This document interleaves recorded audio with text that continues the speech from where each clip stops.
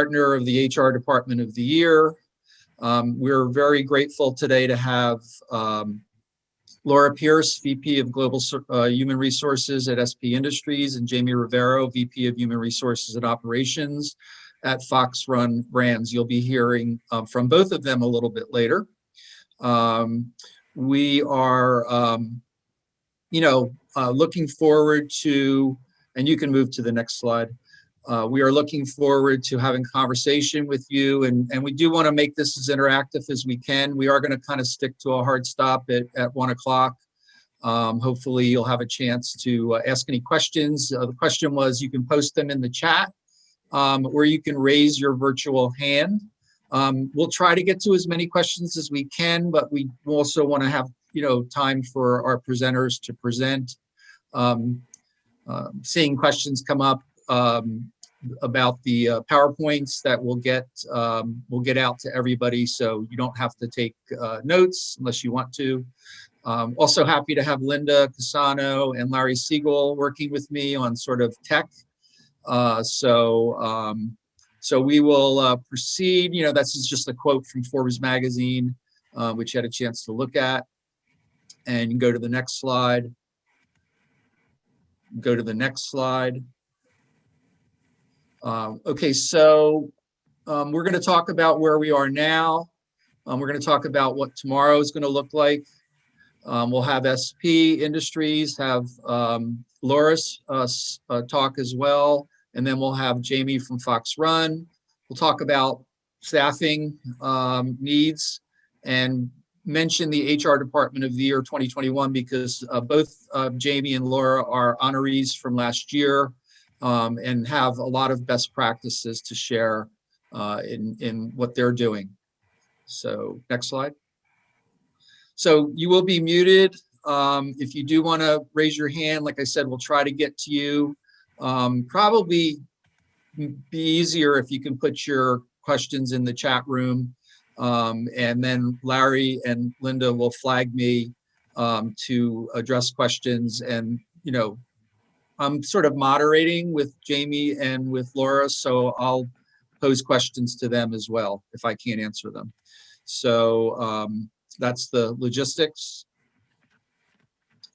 So this was just some polling that came through. This is PwC, PricewaterhouseCoopers. People are thinking that that there is an increase in remote productivity. And we're seeing again trends towards people that are working remotely and increased confidence from employers. I mean, you all know this as HR leaders that for years prior to the pandemic, if you talked about remote work to your CEO or your leadership team, they would probably say, yeah, that's not going to work. We need people here. They're not going to be as productive, and so on and so forth. And now I'm hearing from, executive members and CEOs over and over again that, HR, why didn't you tell us this before, that we could make this work? And so, it's an interesting pivot. So, we'll talk more about that. Next slide. So I'm not sure if you can see this, but we'll send these out to you. What's driving effectiveness, or what employees are asking about are things like benefits for their children, making sure that managers are trained to lead teams in a remote environment, supporting employee mental health, making sure the technology is there and the equipment is there, and making sure that there's some structure for employees working from home so that they know what to expect. Now, this has been going on for a while now, so a lot of this stuff has been already ironed out, but these are the types of things that employees are looking for in working from home.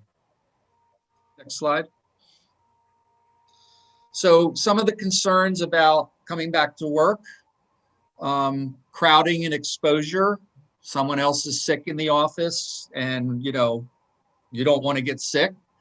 So proper social distancing, sanitation, sanitization of common space, tracking health, maintaining privacy, and then making sure that people are supported, mentally, physically, and protected so that they feel comfortable coming back to work. Next slide. So we have a little poll now. We're going to do a couple polls to ask the group questions. So if you want to launch the poll. So the poll is, when returning from the pandemic, what portion of your workforce that is now working remotely will continue to work remotely in some capacity? So you can click on your answer and we'll be able to sort of see real time. We'll give it about another 15 seconds or so to see what kind of responses we get.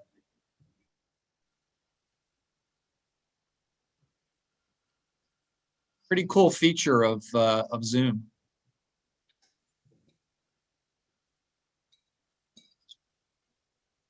Okay, so do you want to end it there? And then will it stay up, Linda, or should I just read the results?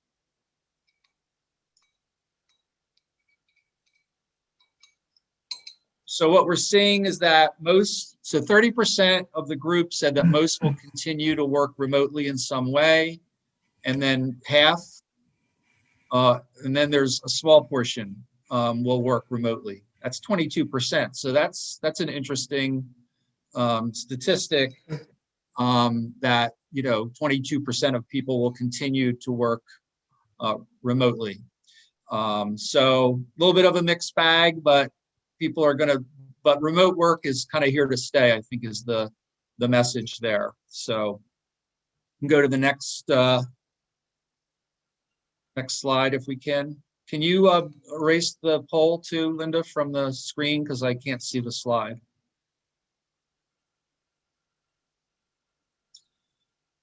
So, so what is going to be the issue going forward? We think now that like I said before, that remote work works. And then I still see the poll up there. So if it's going to take people time to adjust to having to come back to an office for a number of reasons.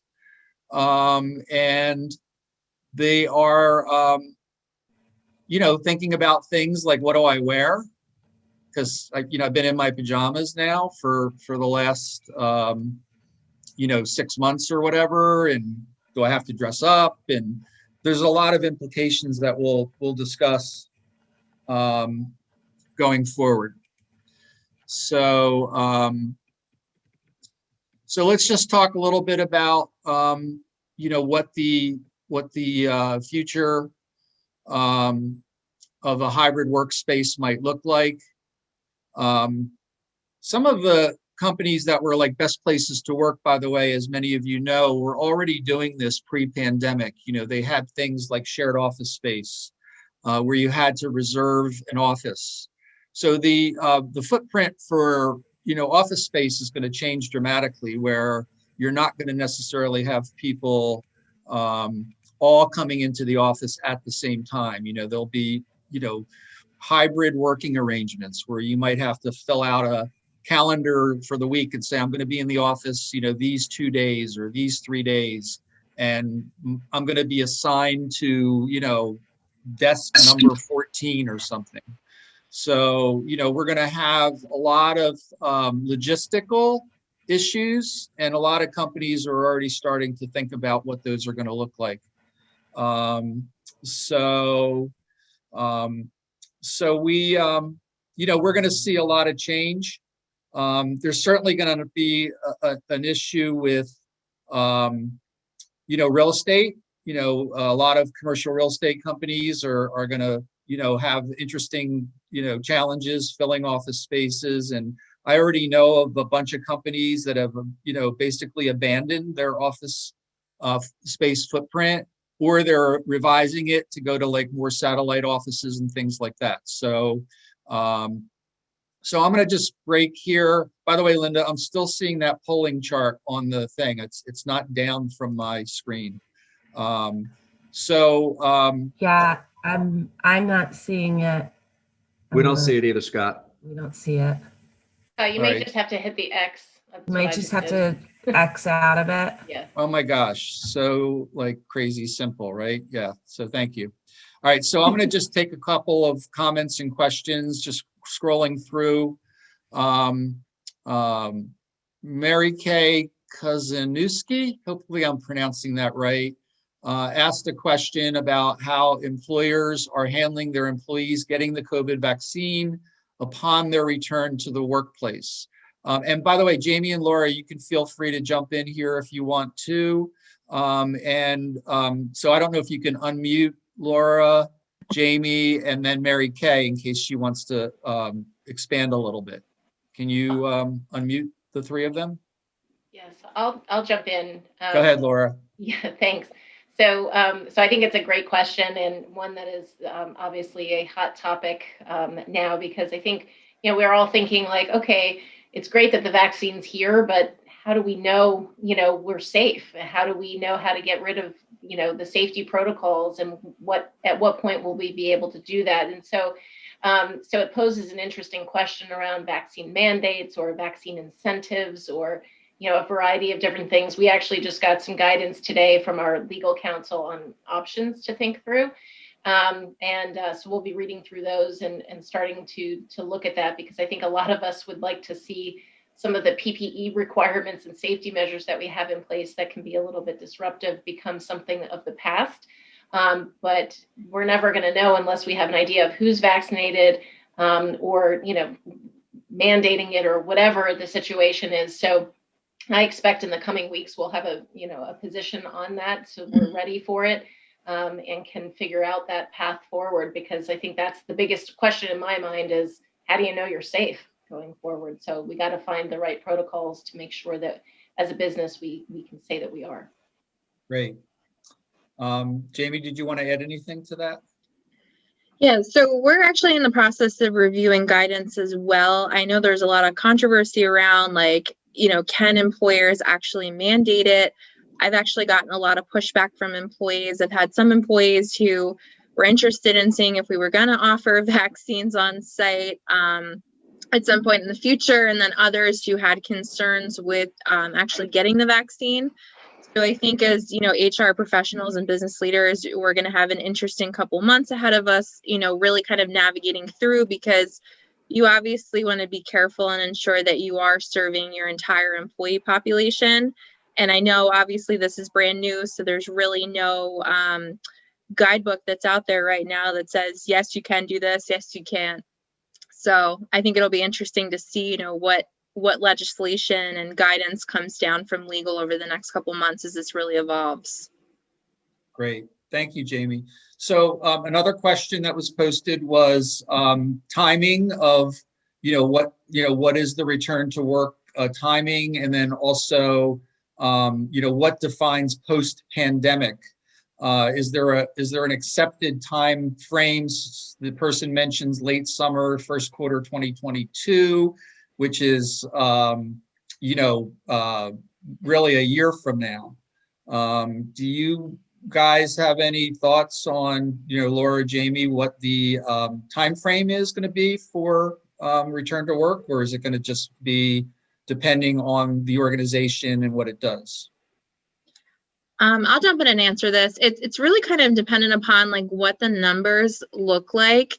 And we're actually going to be rolling out kind of a hybrid return to work. Right now, we have about 35% of our employees that are remote.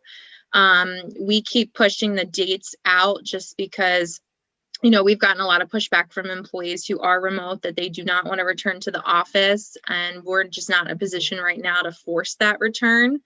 But it's definitely going to be like a much different environment when they do return. But we are thinking hopefully by beginning of Q4 at this point. Great. Laura? Yeah, I would echo what Jamie was saying. I think we're in a similar boat where we're just sort of trying to sort all of that out. We're still very much in crisis management and keeping it out of the workplace. So we have no plans to bring anybody back at this time.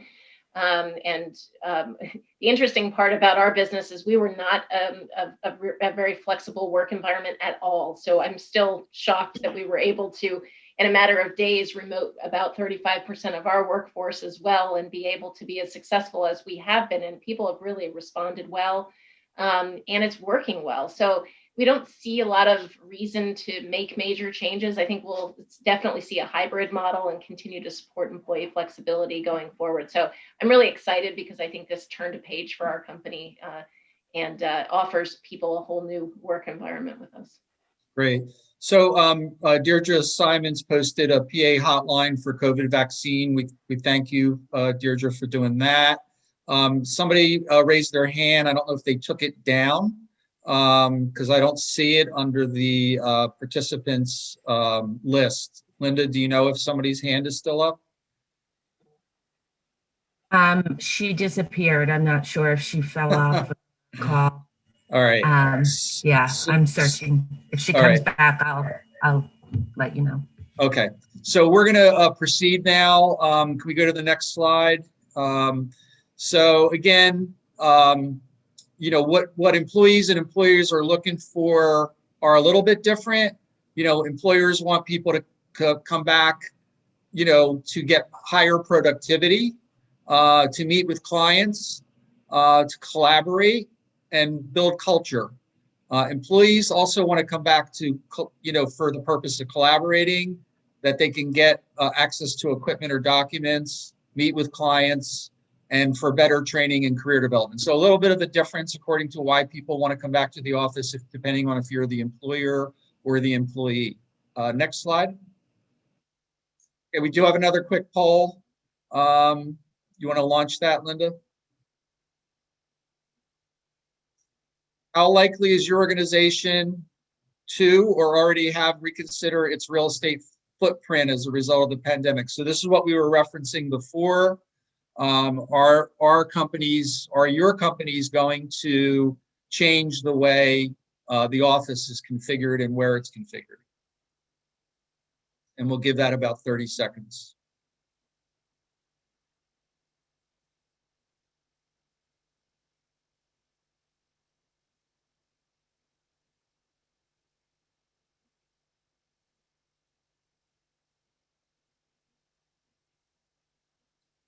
Right, so why don't we end that poll?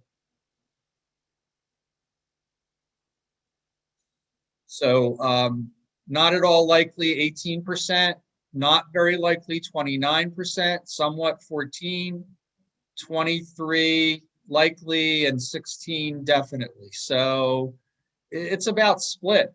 You know, there's some companies that are going to keep their offices, I guess, the way that they're currently structured, and then there's others who are going to change them. And if you have any specific examples as we go through the presentation today and you want to raise your hand or put it in the chat, we'd love to hear what your company is doing.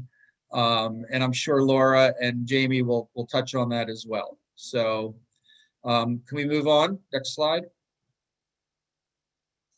Okay, so just the sort of the summary of this section is that remote work has been successful. The office is here to stay, but its role is going to change. Employees want to come back more slowly than employers.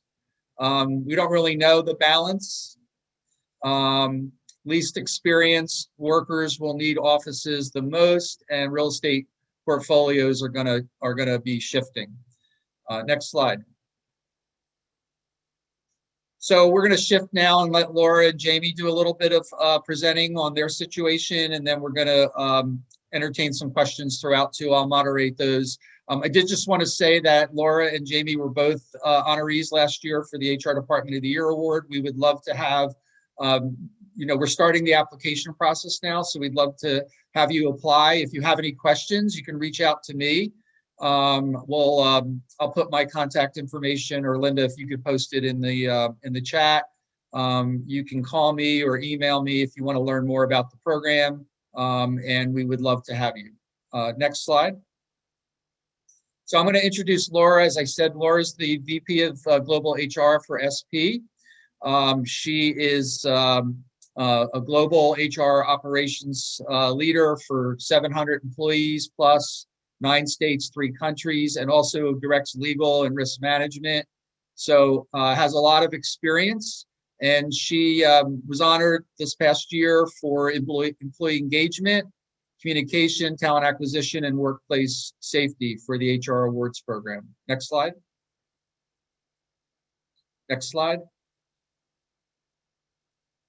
These are the types of things that I'm sure Laura is going to touch on: engagement, leadership development, improving the brand, compensation, benefits, and onboarding. Next slide.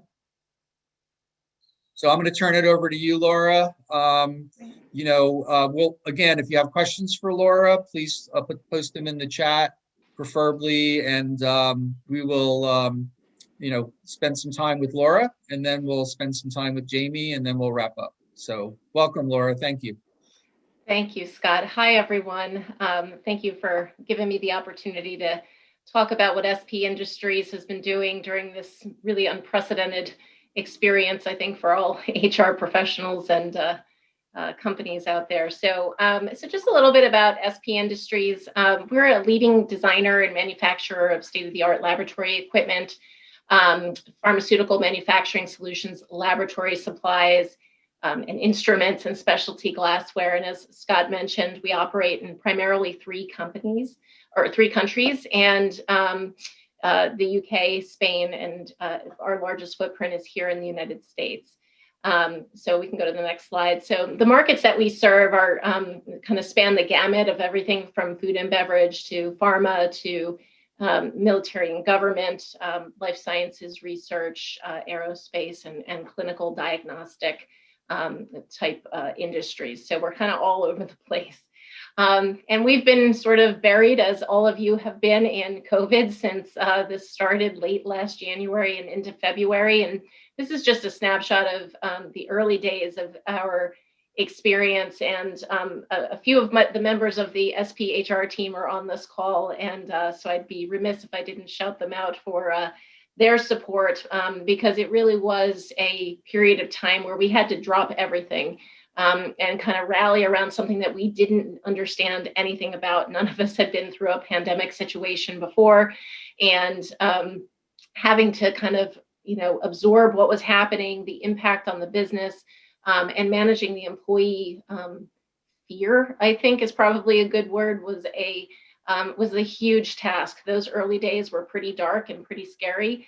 But we stopped travel in at least to hotspots, which, as I read this, seems funny because we've all come so far, I think, in the last year in our understanding of all of this. It's hard to believe there were just hotspots where now COVID is everywhere. But we stopped very early some of the travel and made sure that we were communicating early and often about everything in terms of hygiene and best practices, and making sure that we were managing this. And part of the issue at the beginning, and maybe some of you remember this, was there were varying levels of, I think, concern. So sometimes we'd, be talking about COVID and people would say, oh, what's the big deal? And then you had people that were on the other side of the coin where they were completely panicked, and trying to, manage through that was really, really challenging. Early March, we stood up a crisis management team. So this was like a crash course for our company in crisis management with our executive leadership team and HR team. So we met every day, first thing in the morning, to talk about what had happened the day before, what happened overnight, and what was going on, what were we hearing, what did we need to do, keeping in touch with the media, etc. That went on for a really, really long time. And by March 10th, we had released our first round of safety guidelines, and we banned all non-essential travel. And we think that was the early steps were, I think, what made us successful through this process. Shortly thereafter, we began 2 times daily cleaning and disinfection of our facilities, procuring masks. We mandated masks well before that they were required, which helped us as well. And kind of getting out of, the supply chain issues that happened later on. We had ordered everything really quickly. So we were operating with making sure we were having global leadership team calls, sending out communications and addressing concerns with employees as they were happening. So that way we were putting rumors to rest. We were dealing with concerns and mitigating them as quickly as possible. So we're an essential business. So we were open even when a lot of states were in lockdown. So we had to have letters for our employees. So if they were stopped for being out on the road, they could say, okay, I work for an essential employer. So we were able to remote our workforce, as I mentioned earlier, which we did in a period of, I think, 2 days, if I'm not mistaken. And we split all of our plant manufacturing shifts so that we could always have like emergency protocols in place so that if one team went down with COVID, we had another to continue to produce a lot of our materials. So much of what we began to do at that time was begin to do the clinical diagnostic production for some of the companies that were on the front lines. So what we were doing was supplying a lot of the equipment and supplies that were going to the front lines, the doctor's offices, the laboratories, the equipment for the pharmaceutical manufacturing as people began to start studying the vaccines, things like that. So there was a lot of stuff going on that we had to prepare for. And as I mentioned, we had a lot of concern. So being essential at that time, making people come to work, we were dealing with how dare you make us come to work? You're trying to kill us, that type of stuff. And it was real. That emotion was real. And we certainly weren't attempting to do that. So our goal was to make sure that we were out in front of what was happening so that everybody was incredibly safe walking in our doors, and we could manage that concern and put their mental health at ease because it was a really trying time. And part of what we had to do was making sure that we were supporting our remote workforce, but then also offering time off incentives to make sure that we had the staff to come in. The early days, I don't know if you guys experienced this as well, but we would have people say, oh, I'm just not coming into work, I'm too afraid. And so we started offering some time off incentives for them to use as extra vacation time. So for every week that they worked, they would get 2 hours of additional time off. So at the end, they ended up with a nice, healthy kind of vacation surplus that they were able to use, which really worked well in making sure that we were able to be productive and meet our customer demands. So we can go to the next slide. So as I mentioned, our goal was always to be ahead of the curve, and that's what we're continuing to do. So we still operate as if we're in crisis management mode, although we're not meeting daily anymore, but we do meet regularly, and as does the HR team, to review any issues. And we track every COVID case that we have, all of the protocols that we followed afterwards. So we have a very tight management of every situation. We drop everything. If somebody tests positive or somebody has symptoms, and we manage through that and do the contact tracing. We designated a pandemic safety officer that runs that crisis response, and regular global leadership team meetings that are purely dedicated to how we're managing COVID-related issues. And I think we were kind of enjoying, certainly through the summer, but as things have become a little bit more stabilized, sort of our new normal. And now with the vaccine coming, I expect a lot of this stuff to come roaring back, where we're having a lot more frequent dialogue. Because again, the landscape continues to change. Hey, Laura, can I just stop you there and have somebody ask you a question? Of course. Good. Michael, Pepe, if you're still on the line, you had asked a question about in the early stages of decision making, who was in the room. Do you want to expand on that a little bit about what you were asking about? Yeah, so in the early days, it was myself, our CEO, and our VP of operations. So we were just kind of thinking about, well, what does this mean? How do we get out in front of this? And I can actually remember saying to the two of them, this is an oncoming train that we need to get out in front of. And sure enough, it was. So it was a little bit tough at the beginning, I think, to get people to believe in the, and this is before we had a lot of cases in the US. It was tough to get people kind of on the bus and focused on this is a big deal and we've got to deal with it. And we did get there, and it was a couple of, I think, a week or two before everybody was like, oh yeah, this is a big deal. I think that was what, the three of us kind of really realizing that this was the right thing to do early on, was able to save our fiscal year, because our fiscal year ended up wrapping up in late March of last year. So we were under the gun anyway, trying to meet our numbers for the year. And I think if we had not had these protocols in place and the safety measures, having everybody on board and rowing in the right direction on the severity of what this was, it would have been a very different story. Great. Thank you, Laura. Okay. Do you, yeah, if you want to continue. Sure. So again, the big thing for us was communication. So just regular communication, updating guidelines, sending them out, which covered everything from, symptom checking to good hygiene, to what we do with visitors, to travel, et cetera, and repeatedly updating that. We locked down all of our visitors and had to have special approval for visitors. We had to adapt to a lot of local regulations. So we had lots of different things going on in different places, and continue to have that situation going on. And travel is still halted. We're not doing any traveling unless absolutely necessary, and it has to be approved. We do temperature testing and symptom checking upon arrival for all employees and guests, and we remain having a dispersed personnel. We have brought our shifts back together. So we still operate on our standard shift schedule, which varies a little bit by our facilities, but it was a real detriment to a lot of people to have been put from their day shift to a night shift. So you can imagine what that does to someone's personal life. But we were able to put risk mitigation measures in place that allow for that separation and keep them safe. So we felt comfortable bringing everybody back. So that's been a big win for us as well. We can go to the next slide.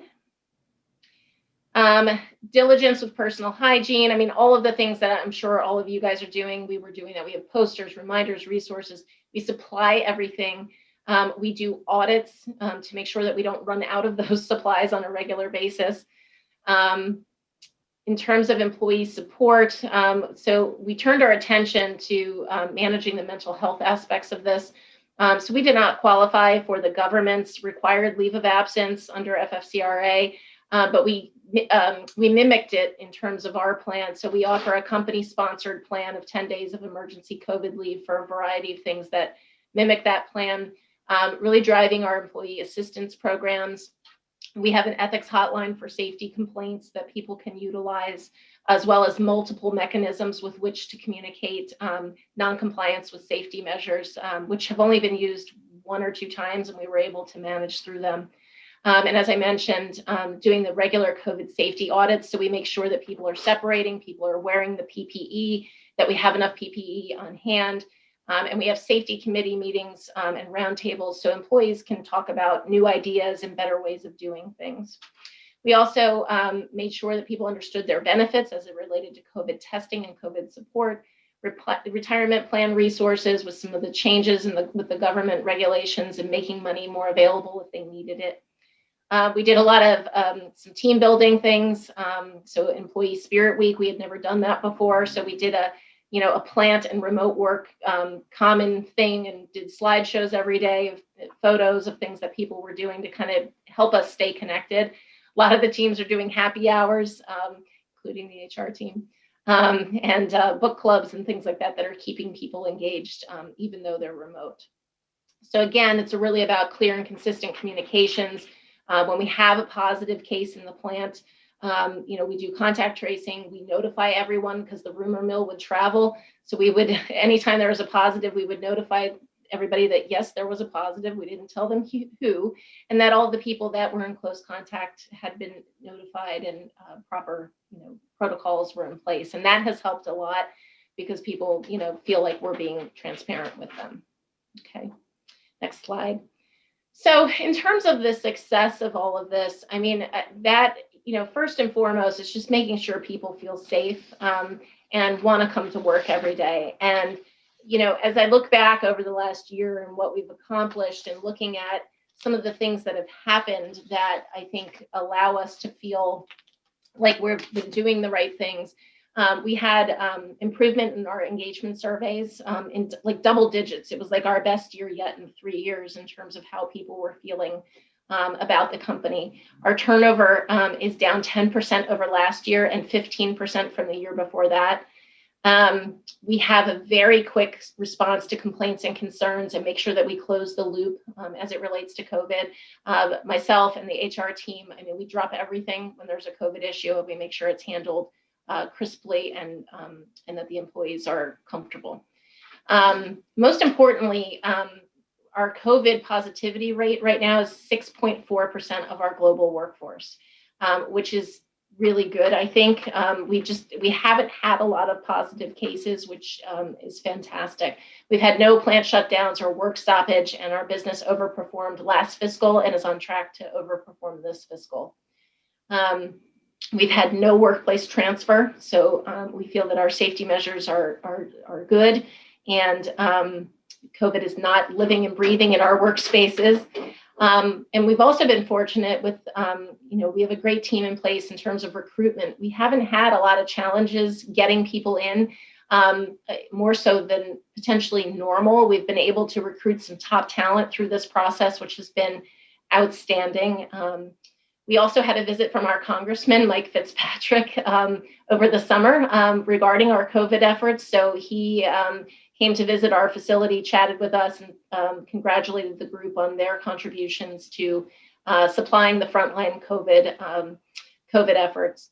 On-time delivery of our projects, we're getting those products out the door, and continued delivery of our business goals. And one of the things I think that struck my heart the most through this process is our CFO came to see us, or came to see me one day, I think back in the summer or maybe in the spring, and he stopped in and he said, I know that it's been, quite a slog in terms of fighting this whole thing. And, you and the HR team have just done a phenomenal job running this. And he said, I don't think we would have made our numbers last year and made it through this year as well as we did without these efforts. And so that was the thing that was most striking to me, is like this contribution is what is, is a tangible output of how we've contributed to the business. And so we're really proud of the work that we've done here, and look forward to continuing that through the vaccine period.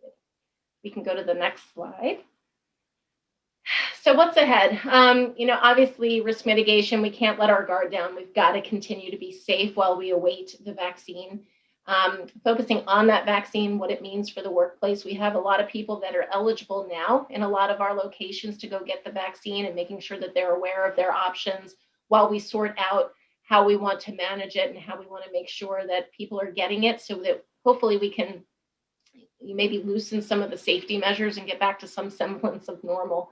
But navigating the changing legislation, the workplace requirements, OSHA requirements, and certainly the new Biden administration is probably going to have some differing protocols that we're going to have to be out in front of as well. So looking at that.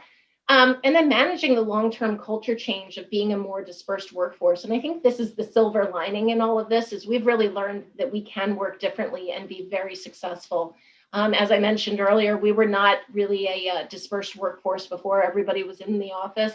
And we've done a great job, and I'm really excited to kind of see this take shape in the future and offer our employees a much more flexible working arrangement, and hopefully therefore a more successful organization.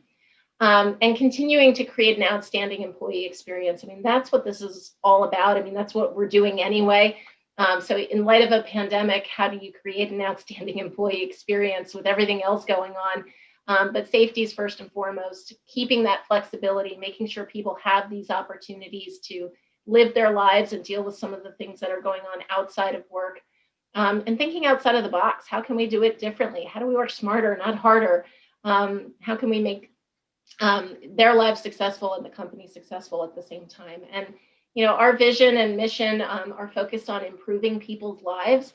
So we want to do that not only internally, but externally as well, and drive a great product and improve lives across the board, but including our employees as well. So I think the vaccine and the landscape that comes with that, and getting comfortable with the unknown, is going to be, as we head into the next period of unknown, is going to be critical for all of us to kind of just get comfortable with it again. we've done it before. We did it when the pandemic first started, and we'll do it again as we navigate, a vaccine landscape that we're not used to as well. So there's so much ahead, and it's I'm sure going to continue to be a bumpy ride, but I'm starting to see that light at the end of the tunnel, and that's what feels really good about moving forward. So, Laura, there are a couple of questions in the Q&A. Carol Hampson, what about staff with health issues, i.e. pregnant, cancer, etc.? Will staff need to apply for FMLA, or will exceptions be made for staff who ask to remain remote? So hi, Carol. So thank you for the question. So we ironically have not had a lot of accommodation requests or concerns around health. We have had them few and far between. I think if people are working remotely now and they had a request like that due to a health condition or an accommodation request, we would happily accommodate that for them. I do envision that when we start bringing people back, it'll probably be sort of a slow ramp up, and that, hey, you can come back for a day or two, or if you don't want to come back, let's talk about it. We've got a lot of very open minds because we're functioning so well right now. So, but I think we'll continue to remain flexible and be consistent in our application of it, and support those who need it to make sure that they remain safe. Absolutely. Great. And also, if Laura, if you look in the Q&A, you'll see that Teresa Hauk had also asked a couple of questions about contract tracing and spreadsheets. If you don't mind, because I don't want to short shrift Jamie, if you can just respond in the chat to everyone, your thoughts on those questions. Absolutely. That would be helpful. So let's see, we are going to go to Jamie. And Jamie Lynn Rivero, PHR, SHRM CP, Vice President of Human Resources and Operations. I won't go through her whole bio, but Jamie's been a good colleague with the HR Department of the Year Awards over the last several years, has been a multi-year winner. And she oversees all areas of HR and business operations. And Jamie, I'll turn it over to you to continue. Sure. Hi, everybody. Okay, next slide. Hi. Can you All see right. this? Okay. Yes. So my name is Jamie. I am the Vice President of HR and Operations for Foxter & Brands. I probably have interacted or met with some of you guys over the last couple years, either with judging HR Department of the Year awards or just through networking. But a little bit more about Foxter & Brands. We are a leading global wholesaler of kitchenware products. So basically everything you'd find in the kitchen, from cutting boards to barbecue tools to bakeware. Right now we have 13 brands, a mix of brands that we've developed in-house or other brands that we've done through acquisitions. And we focus primarily on 3 sales channels. So we sell to national retailers like Target, Walmart, Charlottetown, Williams-Sonoma, Home Depot, Lowe's, and then major grocery chains like Whole Foods, Wegmans, and Publix. We also sell to an independent channel, which supports basically all of your smaller boutique stores, family-owned type of stores. And then we have a large international division, which we sell to about 35 different countries. So we partner with a lot of distributors, and we're actually going through a stage of growth. So we are expanding into 7 European countries in the coming 2 months. And then we're going to actually be expanding into Southeast Asia as well. And then e-commerce is really kind of the leading sales channel. And we do a ton of business with like Amazon, Wayfair, Zulily, Zola. Which I'm sure most of you can imagine. Our business actually exploded right around April. Seemingly overnight, we saw a gigantic increase in people buying kitchenware products because now everybody was at home. And it put us kind of in a dicey position because we were planning for growth, but we weren't planning for the overnight growth that we saw and the amount of growth that we saw so quickly. So there was a lot of stuff that went on behind the scenes, which I'll touch on throughout this presentation, that we had to really kind of act fast because a lot of our business is driven off of service level agreements. And if we don't hit delivery dates, we do see huge financial chargebacks from our customers. Right now, we're located in the United States and Canada. We are headquartered right in Bucks County, PA, in Warminster. And our current workforce right now is about 65% on site because the majority of our employees are warehouse operations, and then 35% remote. Prior to that, we actually only had about 5% of employees who were remote. So it was a huge change that we really did quickly in March when we decided to move all non-essential employees off of our work sites. Good, next slide. So I'm not going to go so deep on safety because I think Laura did a really good job of, covering all of that. But I did want to kind of highlight some high level things that we did.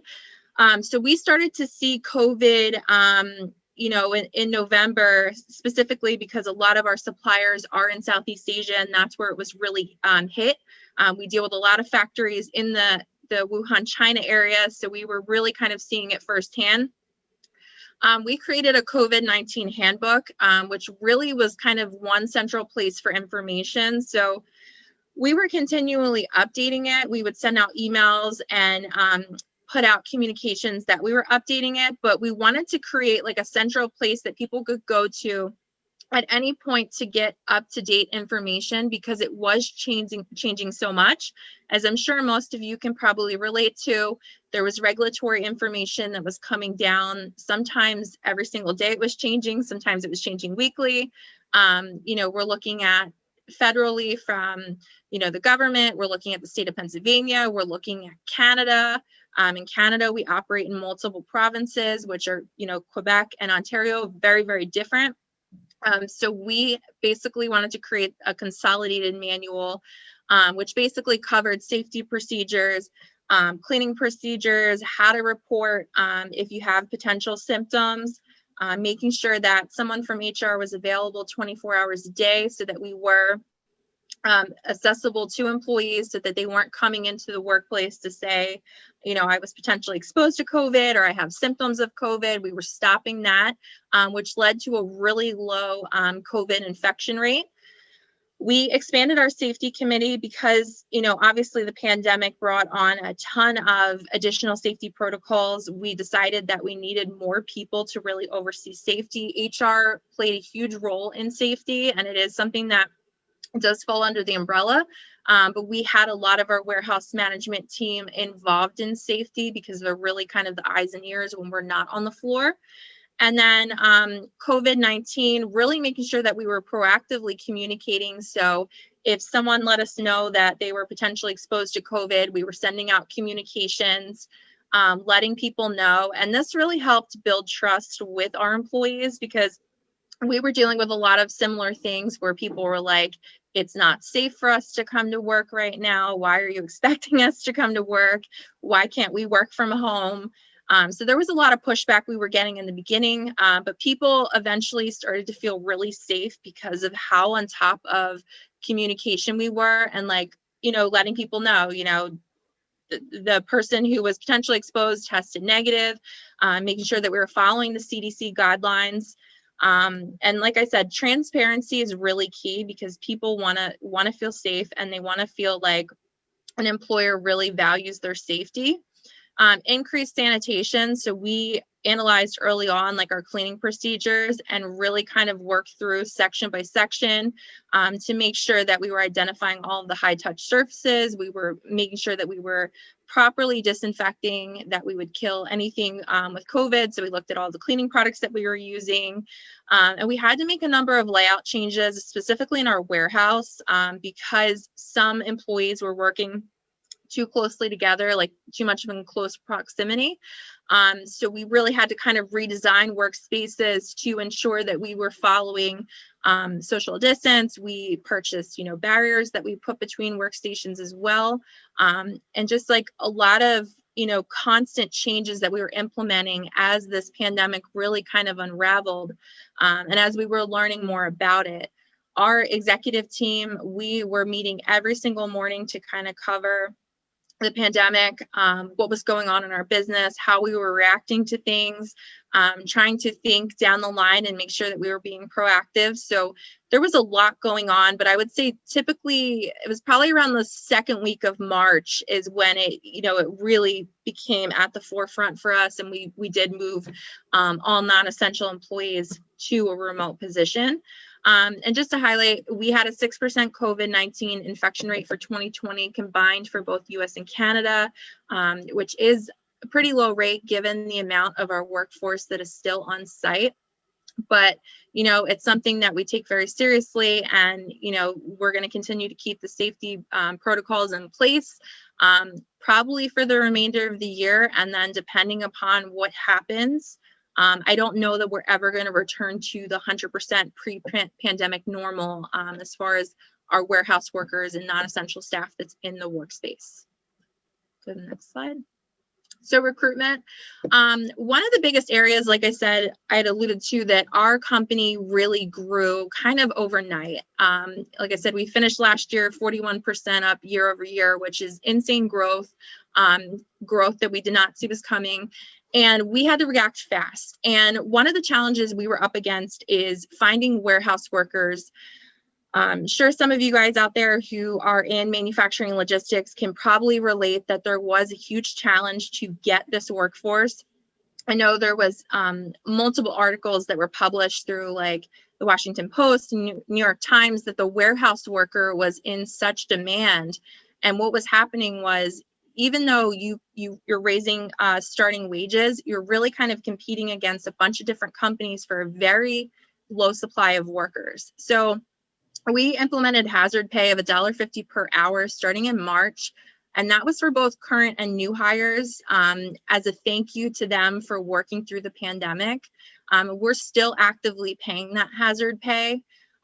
We watch the numbers. I don't know when we're going to roll that back, but we really appreciate our warehouse associates, and they're really truly the workforce that kept the doors open, because if we weren't shipping, we don't really have a business.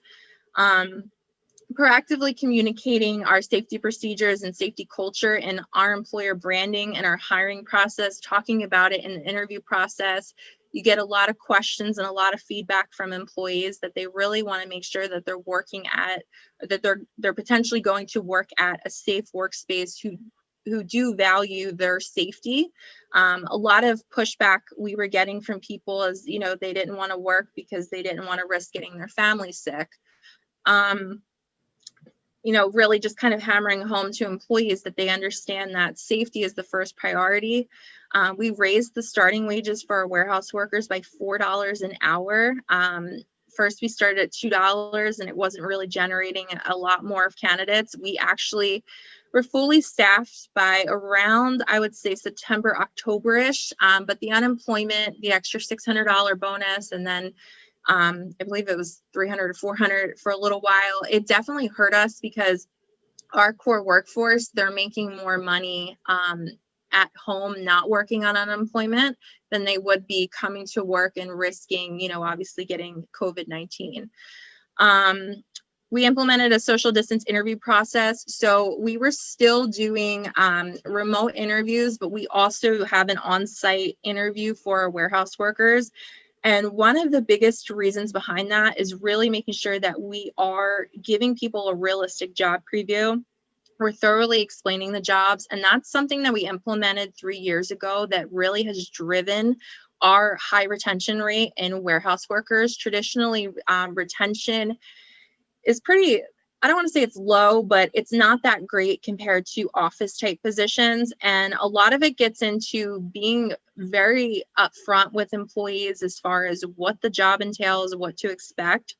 And we found that kind of taking them on a warehouse site tour, we get a little bit more of a better feel for them than as opposed to just relying solely on a video interview or a phone interview, and really kind of getting to meet them and show them the different aspects of the job. Jamie, can I interrupt with a question? Sure. And I don't know, Renee Rosenfeld has a question about I-9s. Renee, do you want to comment on that? Can we unmute Renee if she's open to sharing her question?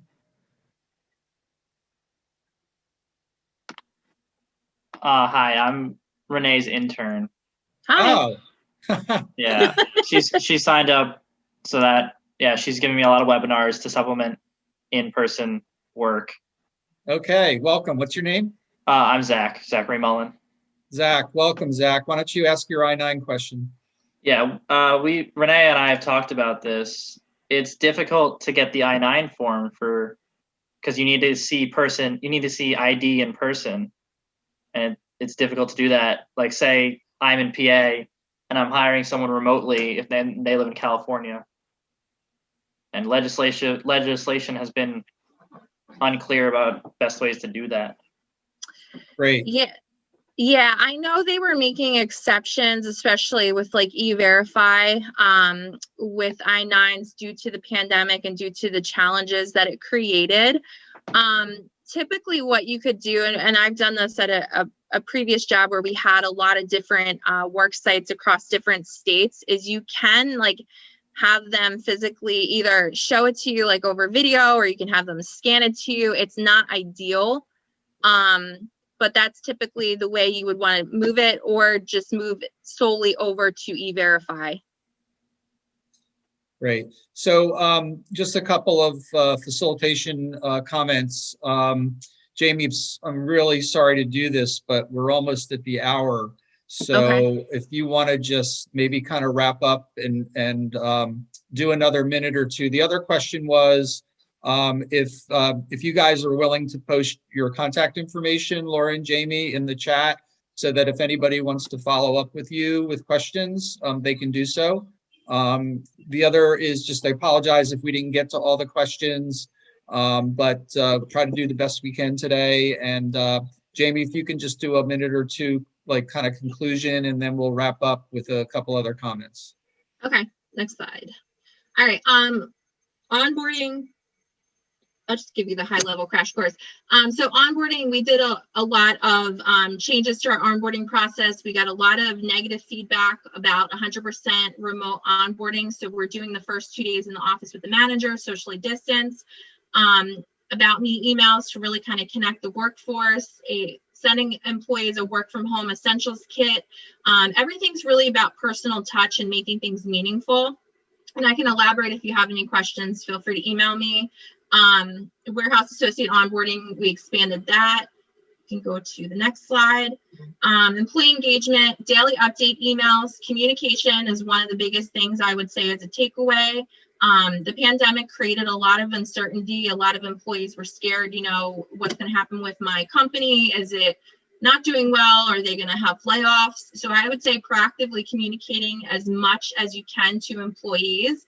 We were sending updates about the business, updates about COVID, really making sure that you're doing meaningful check-ins with employees. So, you know, people say they're more productive as a remote employee, but one of the biggest things we're seeing, especially in our business, is burnout. So it's really important to make sure that you're actively assessing, are certain areas of the company becoming burned out? A lot of people say that they feel isolated. They're really only interacting with their department. So figuring out how to foster like a sense of connection and support, having meaningful conversations with people, monthly virtual team building activities, and connecting virtual and US and Canada work sites. So figuring out how to kind of bridge the gap. Next slide. Training and development, we redid our entire training and development program, really kind of restructuring it, moving a lot of it to being remote, making sure that we were still doing our warehouse safety trainings on site, but more smaller class size, socially distanced, training all employees on the COVID-19 guidebook. So rather than just handing them the guidebook, making sure that they really kind of understand the ins and outs of it. We did a lot of job restructuring. Like I said, we had a lot of growth in our company. Leadership development program, virtual mentoring. So really kind of moving a lot of our programs to remote, but not just moving them to remote, making sure that we're still having that collaborativeness, where people feel connected, where they're not just sitting in front of a screen for 45 minutes to an hour. So we did a lot of that over the past year. Post-pandemic planning, redesigning our office. We actually moved our Canada headquarters in the middle of the pandemic. We actually downsized our office space. In the US, we're doing something similar where we're redesigning the office space and doing more of a hoteling type of environment. We're investing a lot in technology, investing a lot in training. Succession planning is a huge focus, and really spending a lot more money and time on employer branding, just because the job market's not what it was back in 2019. Okay, so we're going to wrap up here. It is 1 o'clock. I want to thank everybody for participating today. I want to thank Jamie and Laura for your time. Linda and Larry, thank you so much. Nominations are open for 2021.